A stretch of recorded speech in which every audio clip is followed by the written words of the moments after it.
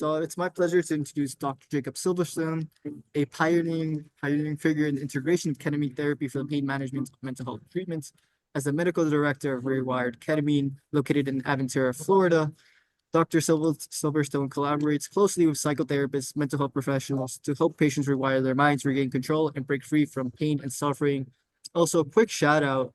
He was one of our sponsors for the inaugural charity Shatter the Stigma 5K, an event we hosted here at FIU to promote the education and open dialogue about transformative potential of psychedelics in the mental health space.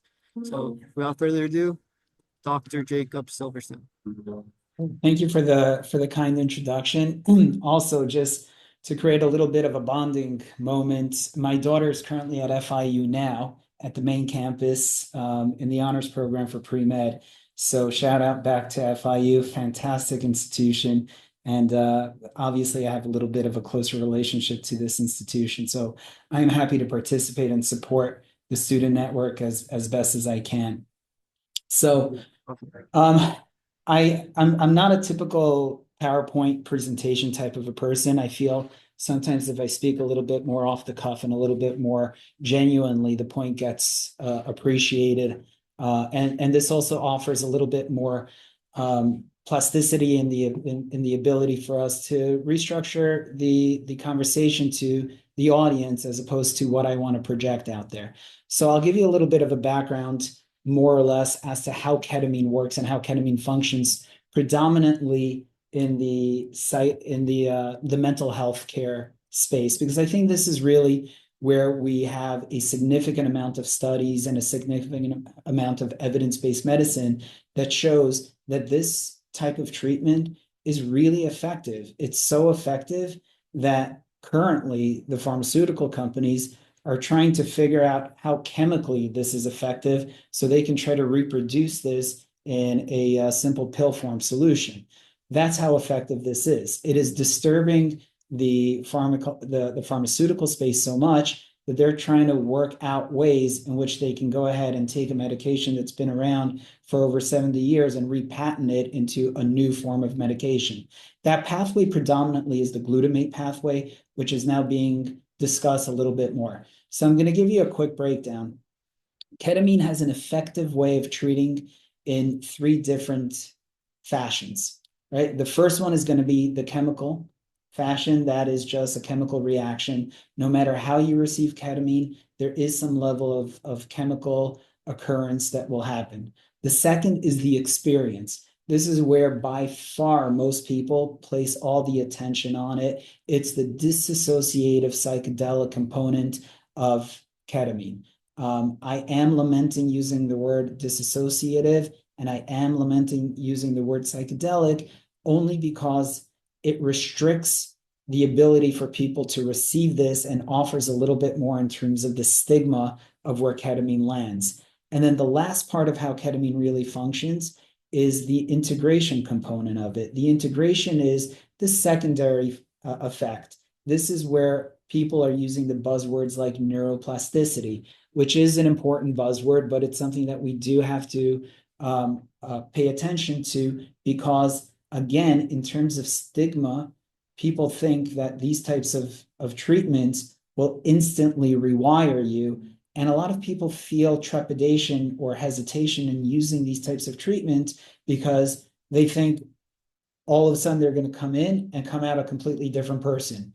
So, I'll break it down a little bit more per category into what we focus, and then you better understand how ketamine isn't the cure, but it is the tool that we leverage for the cure, right? So in medicine, we really stay far away from the word curative because there's some medical legal connotation that what if we don't cure you, then we failed the treatment. But at the end of the day, the reality is that these types of treatments are designed to really fix the problem, not to mask it and not to just muffle it. So let's talk a little bit about the chemical reaction or the chemical effects of ketamine. With this part of the conversation, we heavily stress on glutamate. Glutamate is a very, very excitatory brain chemical which offers that feeling of joy, that feeling of happiness, right? Joy and happiness are an emotion. Those aren't expressions of who we are. Those are expressions of behaviors that release certain types of chemicals. Glutamate is the most excitatory that we have represented right now, right? So glutamate, in a way, you require a lot less to get a lot more bang for your buck. So if we were draw a metaphor to this, this would be like the Marines. They're the first one in, there's the few, there's the proud, but they leave a lasting impact. They also create a beautiful cascade. And in that cascade, which is the result of a lot of other chemicals that flood, norepinephrine, serotonin, dopamine, all the usual suspects that we already know make us feel good, also get released. The problem is that effect, that euphoric effect, is pretty short-lived. It's short-lived in the sense where it only lasts for a couple of days. So it's amazing in the sense where if you're in the basement, it'll help you get to the first floor and second floor. If you're hopeless, you'll automatically have that feeling of hope. If you're really in a deep place where you're suicidal, it'll help break that suicidal ideation. But that is not the treatment. That is just the chemical part of the treatment. Then we have the experience. The experience in it of itself, again, referring to it as a psychedelic or a dissociative psychedelic, doesn't really do it justice. And in here, there is a little bit of push and pull, because from the plant-based side of things like ayahuasca and psilocybin, they'll tell you it's not a true psychedelic. And in the allopathic community, the medical community, they're going to tell you it is definitively a psychedelic.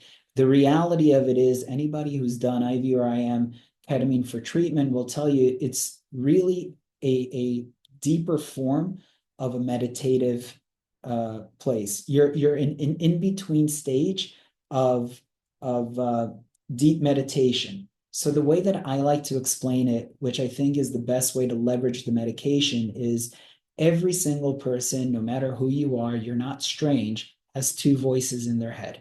They have the thought, and then they have the opposing thought.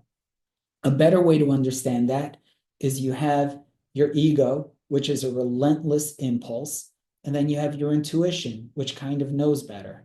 So, in practicality, you do the same thing that keeps setting you into this spiral. And then you say, I don't know why I keep doing that. What's that voice? Who's that voice that's telling you, why do you keep doing those things? That voice is your intuition, right? So if you take a little bit more of a step back on it and you start understanding it in a neurological way, your impulsive voice, that ego, is predominantly the underdeveloped part of your brain. It's the brainstem, it's the cerebellum, it's a small part of your brain. That is there at birth. The prefrontal cortex is your much higher function of your brain. That's the part that gets to process information. That's the part that knows better. But oftentimes, we are driven more by impulse than we are by anything else. And that impulse shows up in many different ways, but it's always suggestive that it's a better version of you, when ultimately it's what keeps getting you into your trouble, right? We don't change behavior, and we don't change ourselves, and we don't become better versions of ourselves with New Year's resolution type statements. I'm going to go to the gym and lose my weight. That doesn't work. And it doesn't work. It's because it's the tiniest adjustments that'll ultimately change the trajectory of where you are. When I was a student and I was taking chemistry, I remember my chemistry teacher brought up the metaphor and said, if you're trying to launch a rocket to the moon and you're off by 1 millimeter here on Earth, by the time you get to the moon, you're a light year away. Time, distance, speed eventually will take you far away from your projected target. That's how we work as human beings. It's the tiniest of adjustments that set us off apart. And those adjustments are internal. There are ego and there are intuitive voice fighting against our ego. When you're in the disassociated state of ketamine, those two voices become incredibly clear and recognizable. You're able to have that clarity of being able to say, hey, I'm understanding that deep down, I really did know that I should not have done this again, whatever this is.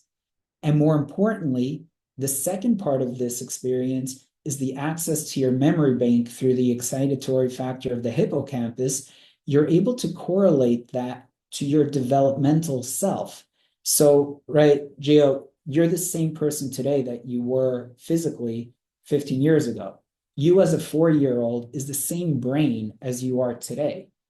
So you have developed certain neural pathways at 4 years old, 6 years old, 10 years old that you're now applying into your adult state. So you have to take an accountability that a lot of what you see is coming through in a mature lens before your prefrontal cortex has developed. So if you're able to go ahead and take that information that surfaces during the ketamine treatment and you say, oh my God, it's because this was said to me by one of my colleagues, friends, whatever it is. And I remember I had that feeling that first time when I was 7 years old, when this was happening. As an adult, you're able to interpret that significantly better. Another way of seeing this, a lot of the repressed core memories that we have, which are constantly fighting their way to the surface, our ego continues to push down and in. When you're with ketamine, the ego shuts up and your prefrontal cortex is lit up. You're able to process that information. Nobody knows you better than you know yourself.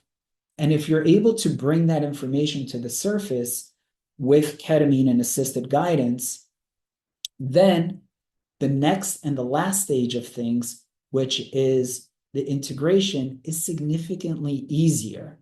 I usually draw this metaphor, which helps people understand a little bit better, right?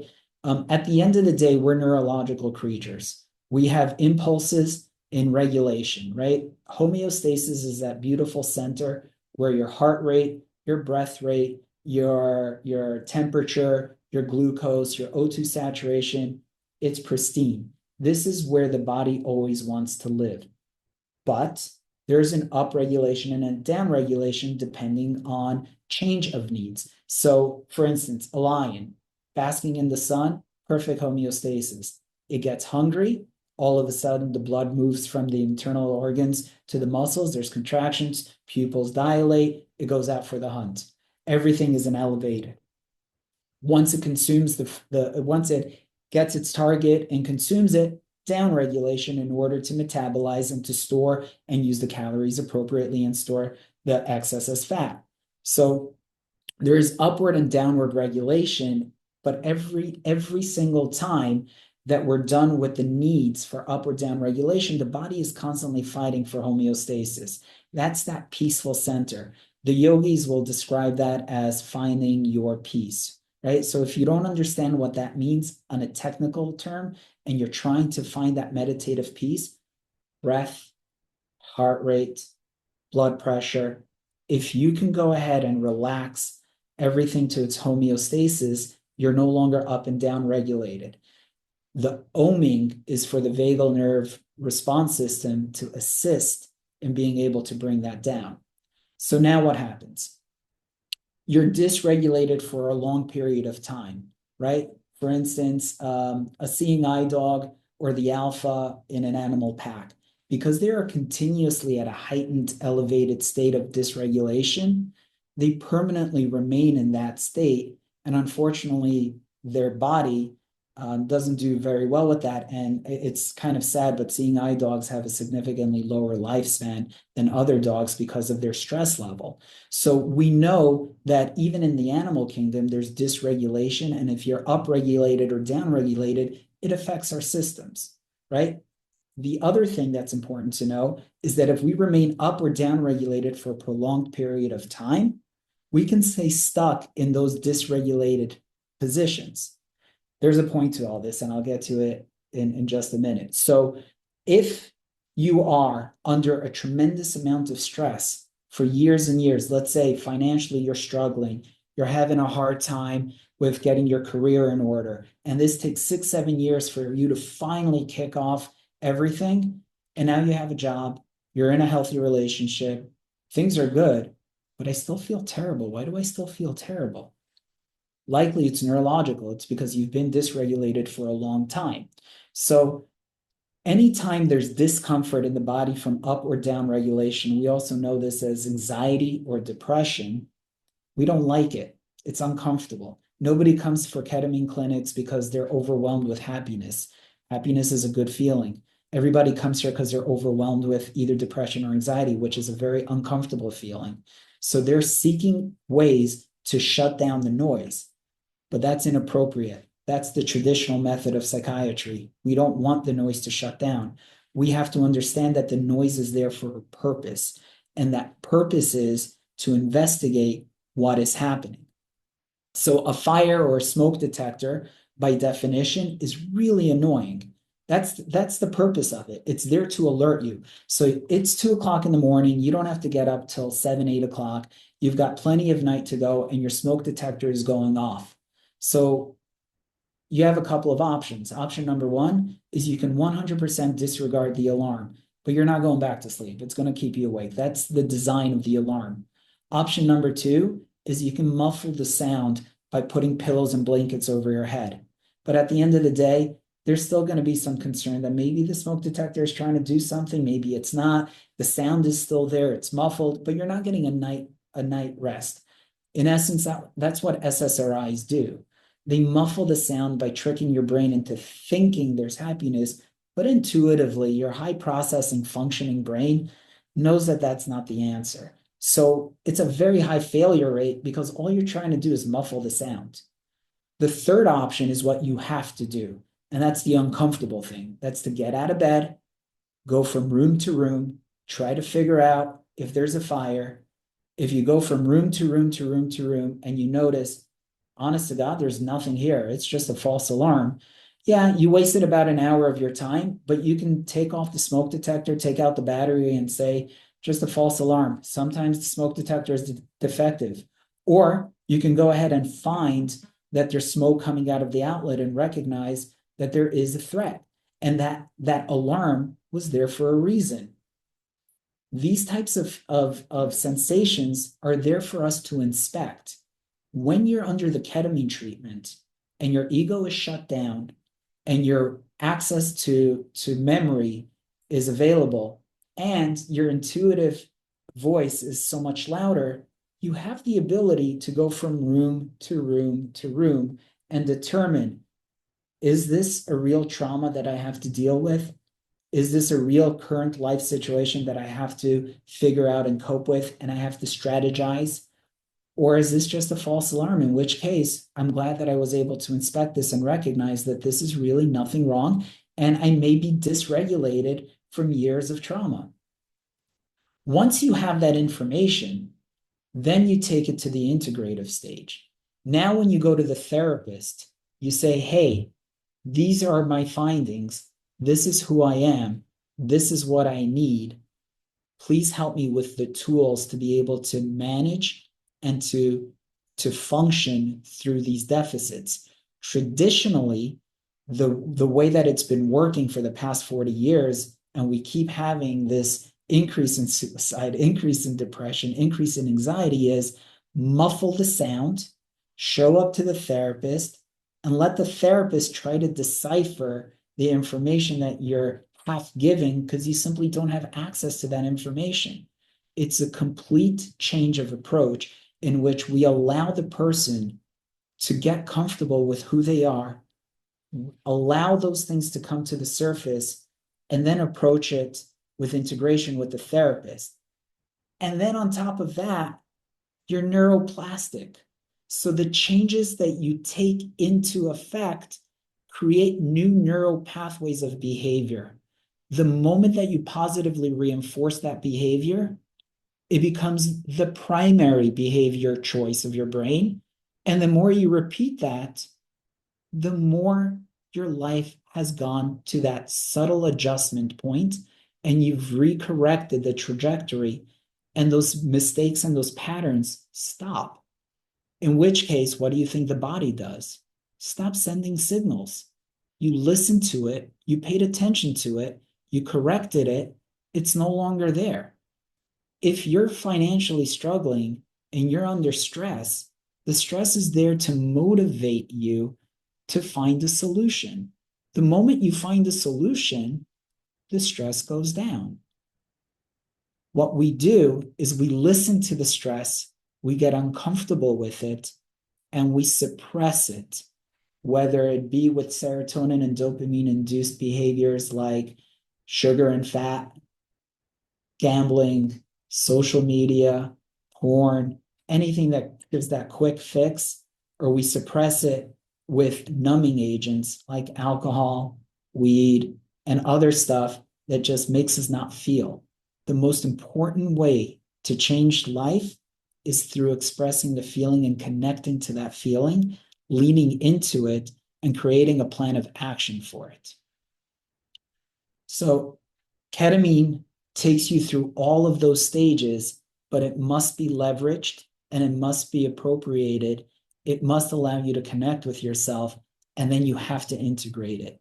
And if you do all those things, you have somewhere in the family of about an 85 to 90% success rate in mitigating and managing most of the issues that we have today, which is depression and anxiety.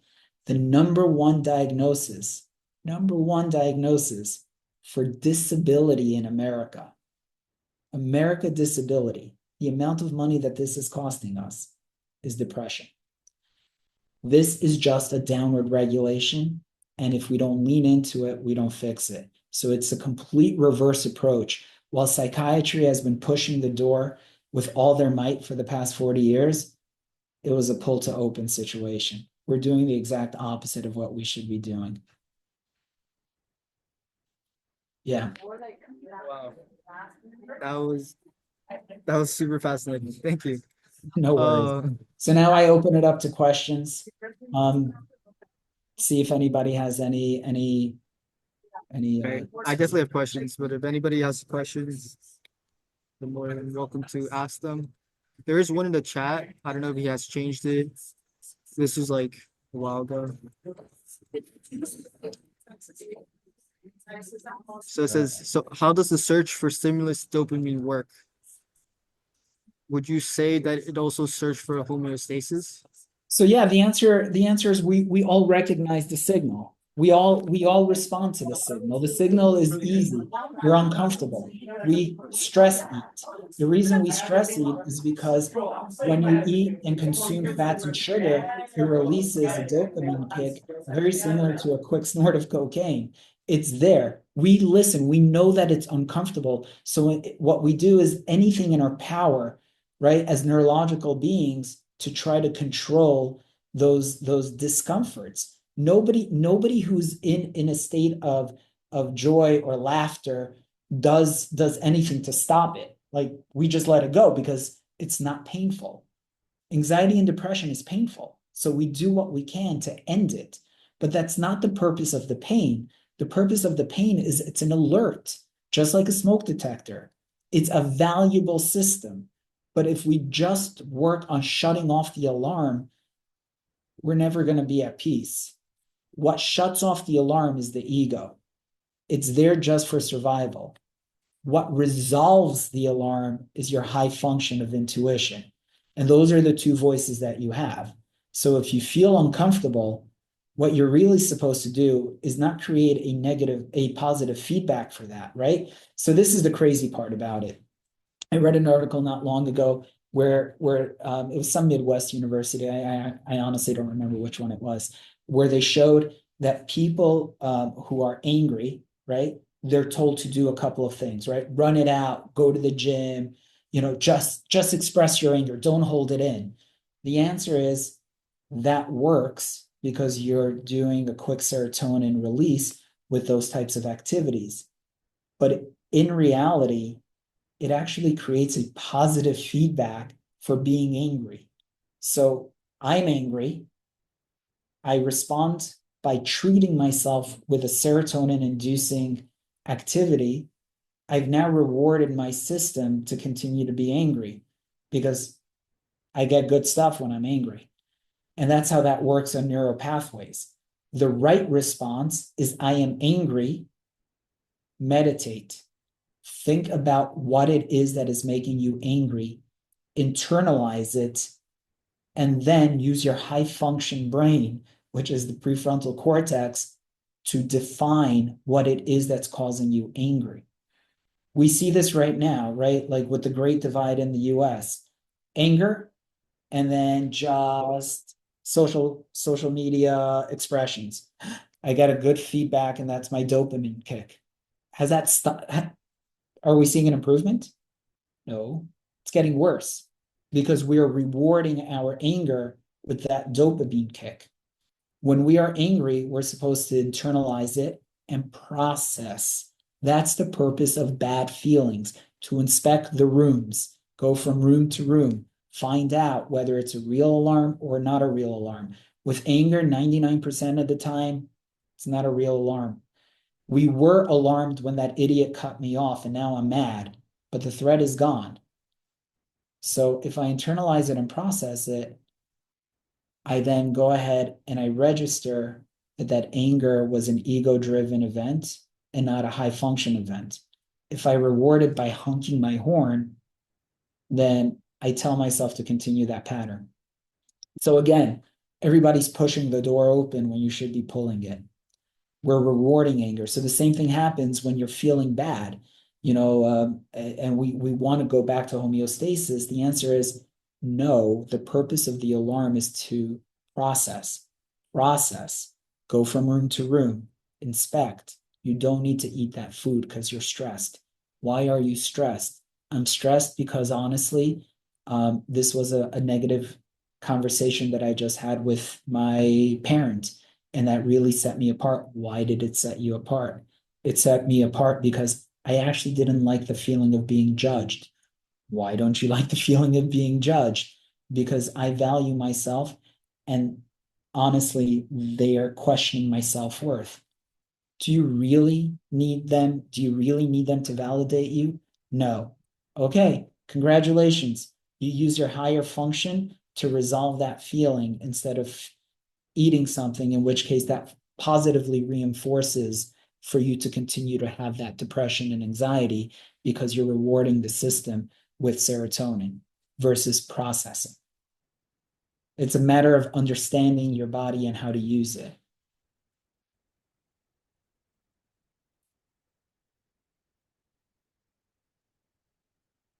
Okay. So the risk of psychosis with psychedelics.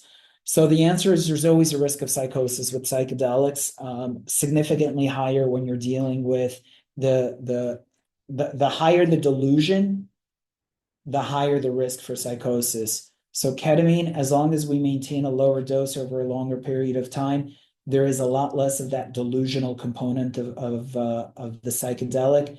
Whereas with hero's dose or a standard ayahuasca journey, you are delusional.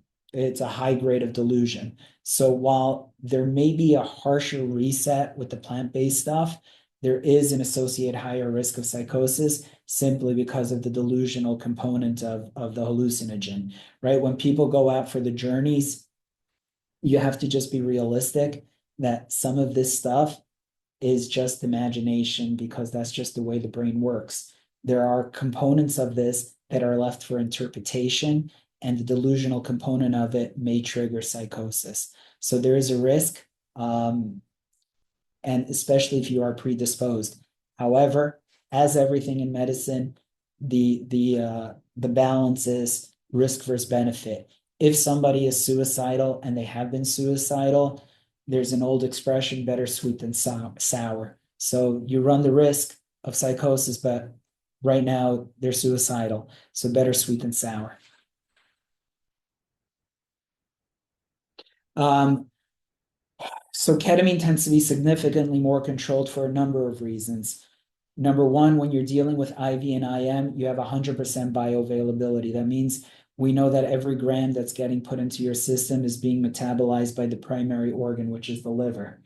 The second thing is it has a very, very short half-life, 7 to 14 minutes. So I joke about the fact that it's quicker to recover from ketamine than it is a couple beers. So, you're done an intense ketamine session, and then 20, 30 minutes, you're back. So it is a lot more controlled. We can always add a little bit more during the session if we're trying to get you into that sweet spot. Remember, ketamine is an anesthetic. It's been around since 1962. When you go to the emergency room, you get 3 to 4 times the amount that we give you in one shot. We give it over an hour period. So we're able to regulate and get you into that dissociated spot as best as we can. So yeah, there's a little bit more control in it.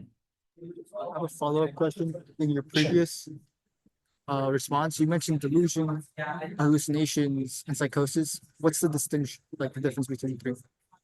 So delusion is distortion of reality. When you're in a significant journey, sometimes you'll have visions and imagery and ideas of things that didn't happen to you in this lifetime, and sometimes we try to interpret them as potentially being from a different lifetime, from a future lifetime. And that becomes a little bit murky because there's interpretation that's there. So there's always a little star of caution when it comes to plant-based psychedelics. You're trying to get to the hallucination stage. That's where you're high dosing. With that, delirium is part of the recipe. So, I have friends from all faiths, and I actually treated a prince from the Emirates. He was Saudi, and he read, Elon Musk was doing ketamine, and he was starting a concrete business in the EU, and he wanted to identify a little bit better to the broader culture of the Western world. So he came to Florida to do ketamine treatment, but he had done ayahuasca before doing the ketamine because he really wanted to expand the way he saw the world. He had lived a little bit more bubbled. And he told me that in his ayahuasca journey that he had met Muhammad, and Muhammad had expressed his vision of there wanting to be peace in the world. I have a really, really good friend who's also Jewish, and he told me that he met Moses, and Moses had expressed him, a similar sentiment. The bottom line is you either believe those things to be true or you believe those things to be an expression of the way that you connect it to the medicine. So that's what delirium is. It's not that they're not real expressions, is that Muhammad didn't come to him and Moses didn't go to my friend. And there's a little bit of that danger in firmly believing that those things really happened, because you have to believe either they happen truthfully to everyone or they don't happen truthfully. You can't suggest that you're any more special than the next person. So there is a little bit of that component to it where sometimes we see people who express really deep experiences with these plant-based experiences. They take that almost as if they've been kissed with a level of understanding that you haven't been, and there's a little bit of danger to that. Again, the merits and the benefits are significantly higher, so I'm totally cool with it, and I've advocated and continue for advocating it, but you always have to be cautious with the risks. There's always that little part, and just because of the psychosis questions, I think it's relevant to mention that some of these visions are just delirium, and it's okay to understand that. Not everything has to have an expression to it. Some things you can just be like, all right, that was just a cool part of it. Yeah. Wow, that was actually fascinating. I love that, like the connection to theology, sort of like it's hard to like define what is the Correct. true reality, and you're in that position where you can't really tell them what it does. But we have another Um, question. Why is it oh yeah, harder to that's an sleep easy after? one. Yeah, so the glutamate pathway triggers serotonin, dopamine, epi, and norepi. Norepi is responsible for fight or flight. So there is a select group. Not everybody has their time. Some people sleep incredibly well after ketamine, but there is a group of people, especially those that are typically more on the higher anxiety side of things, that any response to fight or flight, they tend to overstimulate. So people that come with anxiety, I always pre-warn them 24 to 48 hours after ketamine. Sometimes you express more anxiety and sometimes you express more anger, and sometimes it's harder to sleep because it's an excitatory component of the chemical release.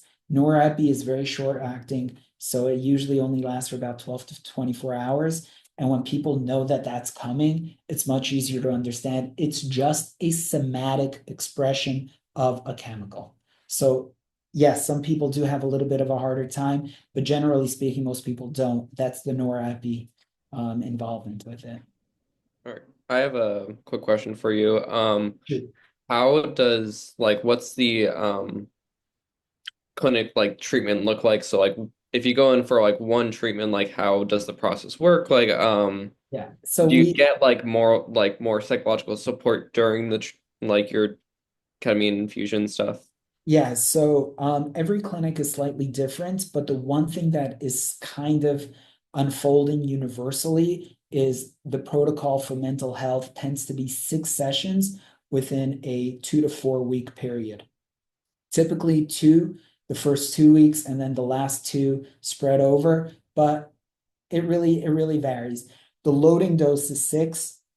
And that comes from a bunch of articles that show that the most efficacious way of loading people on ketamine is 6, less of an impact with 8, less of an impact with 10, meaning 6 is where we see the biggest impact compared to 4 and 2, less between 6 and 8. So it's just kind of grown legs and become the gold standard of the mental health and pain protocol.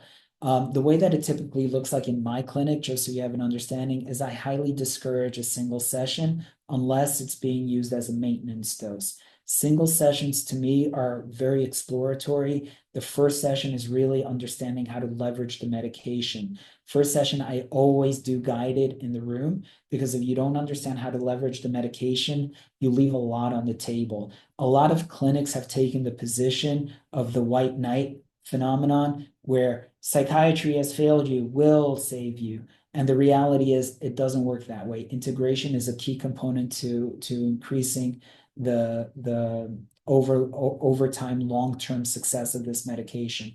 So the way that we do it is if you have no averse feelings towards life coaching, integration, psychotherapy, psychologists, we strongly encourage you to have the appointment set up ahead of time to follow the session. So if you do it on Monday, try to have your session Tuesday or Wednesday while you're neuroplastic.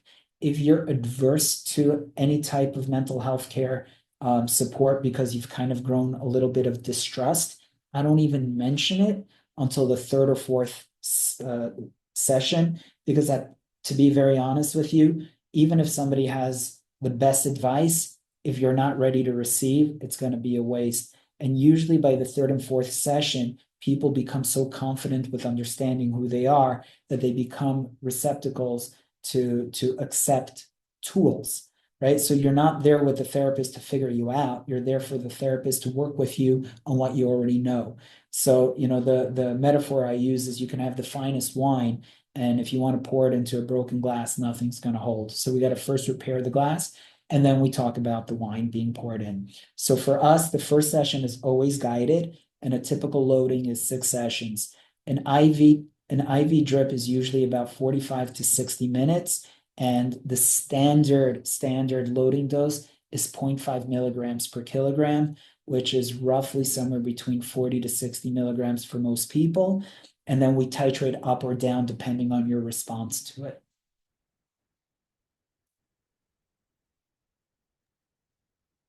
Awesome. We still got 15 minutes if anybody would like to ask any more questions. Um, I have a quick question. Yeah, go for it. So you mentioned that it helps us, allows us to during the trip to distinguish between our ego or lizard brain or whatever you want to call it, and our higher self or whatever you want to call it, prefrontal cortex, the more executive decision making. Correct. Is that only true with ketamine, or is that also true with other drugs? Like, because my It's true with understanding of, yeah, go ahead. It's true with all psychedelics, Really? which is Okay. yeah. So when we talk about the illicit psychedelics like psilocybin and ayahuasca and bofu even peyote. I have to preface by saying that all of these are currently illegal. So this is just Yeah. medical literature and how we discuss it in the sense of what we understand. They Right. all have they have a different pathway than ketamine, but they all stimulate the prefrontal cortex. So they allow for similar experience, which is why there's a lot of data and information coming out with microdosing of psilocybin, which shows very, very high function of neuroplasticity in the same capacity that ketamine does. So when you're and with microdosing of psilocybin, you avoid the delirium component of it. So it seems to be a pretty we have a couple of states now that are decriminalizing the use of psilocybin, right? It's still not legal, but decriminalized. And they're coming out with good information showing you that microdosing stimulates the prefrontal cortex. It allows you to have a higher function and executive power, like you said, over your ego. And yeah, other psychedelics do the same exact thing. The only issue or what separates them is that component of the delirium. You can get there with ketamine if the dose is too high, but it's much harder to get there. So typically speaking, you don't get to that place if it's in a controlled setting. With psychedelics, in order to engage in that space, you got to be at a high dose. So you typically do get that delirium. So that's the caution with it. But yes, especially after the psychedelic experience with the other plant-based stuff, you do have the prefrontal cortex stimulation for a number of days, which can be leveraged with integration as well. Absolutely. Yes, I was familiar with that. It was just my understanding is like during the actual experience, it's hard to distinguish. Like the delirium's too much, and you can't really find that. Yeah, sometimes it's okay if you go ahead of time with the preconceived idea that if things get a little funky, it's cool. It's just my imagination, and I can leave it at that. But the effects, which are the integration, still exist afterwards, and that's really the most powerful part of these treatments. It's taking the information, processing it, and then putting it into action. The moment you put it into action, new neural pathway. The moment you positive reinforce it, it becomes your preferred neural pathway, and then your life changes. It sounds simple because it works, and it is that simple. It's crazy.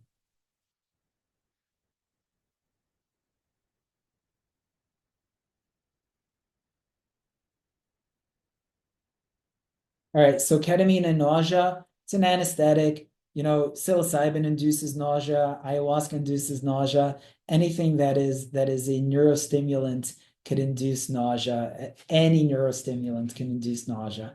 It's just pretty standard. ADHD, okay.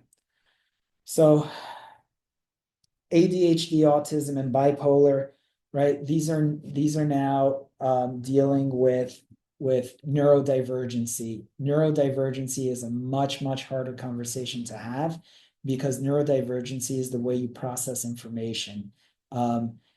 If you're able to process the information, we're able to regulate behavior through behavioral changes, and we still have the neuroplasticity. Bipolar is a little bit of a more difficult conversation, but ADHD and autism, as long as we're able to recognize it and you're in the lower end of the spectrum where you're able to adapt behavioral changes, there's still neuroplasticity. But I don't really call them ADHD and autism for me is definitively not mental disorder. It's neurological. It's neurodivergency. It's just if you think of the brain similar to the heart has neurological impulses to allow chambers to kick in and off to circulate the blood. The brain has very similar type of structures, or different parts of the brains have neuro impulses.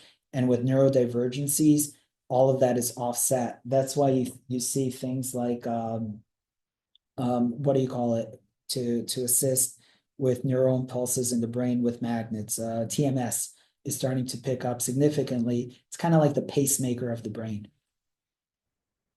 So I don't see ADHD and autism mental. I see that neuro.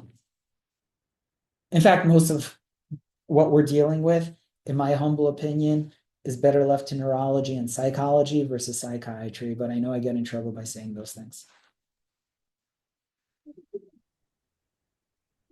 I have a question regarding you mentioned when you have like those signals, so depression, anxiety, those are signals to be listened to, and you Yes, compared it to the fire alarm.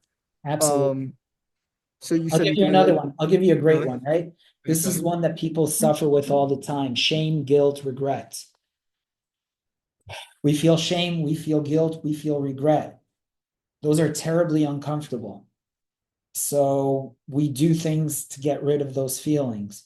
But no, those feelings are there in order to elicit something. What are they trying to elicit? Change, behavioral change. Therefore, shame, guilt, and regret are built into our system to help improve ourselves, to be better versions of ourselves. Once you've established change, the reward is you get to let go of shame, regret, and guilt. The reward of change is shame, guilt, and regret are gone because you've adapted the change that you were looking for. We all watch the rocket ships go up, right? So whenever you see the rocket ship goes up, the first stage is the propellant, right? It's the first engine, pushes the ship up to the atmosphere. Then what happens? Detaches. Historically, they would just fall on Cape Canaveral, but SpaceX will allow them to go back and redock. The purpose of that propeller is gone. Now the spaceship can cross the atmosphere and dock in the International Space Station. That's literally what guilt, shame, and regret is. It's to push us to the atmosphere. Once we're there, let it go. Now the change is done, right? Where the ego steps in, it says, whoa, whoa, whoa, don't let go of shame or guilt. Why? Because when you let go of shame or guilt, you have a higher sense of self. And when you have a higher sense of self, you've created the change that you're looking for. If you continue to hold on to shame and guilt, you have a lower sense of self, in which case, I feel like a total piece of garbage, anyways. What's the point in changing? I'm a piece of trash, anyways. That's the ego. The higher processing executive power says, thank you, body, for giving me regret, because I know that that's not a feeling I like. I will create the change. Now that I've created the change, let go of the regret. Its function and its use is complete. That's how we process emotions. There is no such thing as a bad emotion. It's appropriate or inappropriate.